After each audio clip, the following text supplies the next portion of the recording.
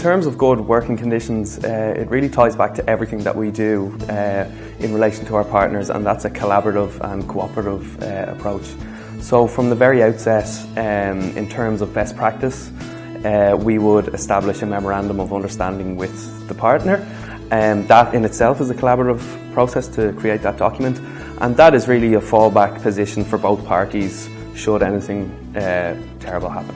But really more importantly than that is the interpersonal relationships that we build with our partners, and at every stage we collaborate with them to see what are the best situations for both us, SUAS, and for the partner organisation.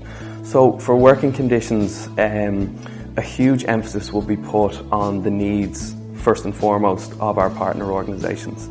We do a needs assessment with them, and then we would try to match the skills and attributes of our volunteers to their needs to support the work that they're already carrying out.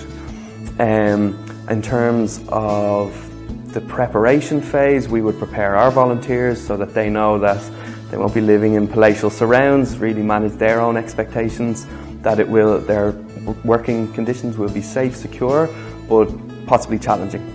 And then during placement, a huge emphasis is put on the connection between the team leaders, we call them coordinators, and the point of contact in the partner organisation. So they are in constant contact with weekly or at a minimum weekly meetings together, so that if issues arise, which is very rare, that they're dealt with at source and that it's a collaborative approach.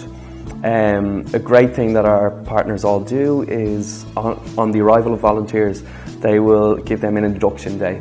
So they will tell them about the whole, I suppose, array of activities that they're involved in, possibly the gaps and the supports that they need, and how the volunteers will fit into that structure.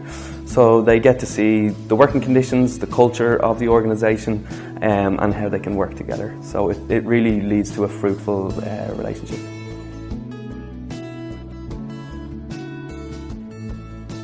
In terms of the living conditions, again, we have a very collaborative approach, similar to all strands of our programme with the host organisation. So in a pre-departure phase, we would rely on their expert knowledge of the local area to inform our decisions of where to house and locate volunteers. So that's an ongoing collaborative process.